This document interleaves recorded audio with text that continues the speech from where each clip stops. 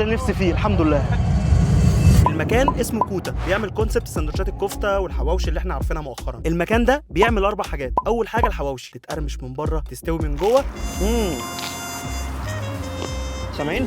تاني حاجه بقى الكفته، بتتعمل سندوتشين، حط شويه جرجير مع طحينه، الله على الجمال. سندوتش كفته بالجرجير الصراحه بالنسبه لي جامد قوي، التوابل بتاعتها مظبوطه، اللحمه طعم اللحمه باين قوي، غرق بقى طحينه عشان انا بحب الطحينه كتير. تاني سندوتش بقى كفته عليه بقدونس على بصل مع الطحينه في العيش الجامد ده، بيطلع بالجمال ده.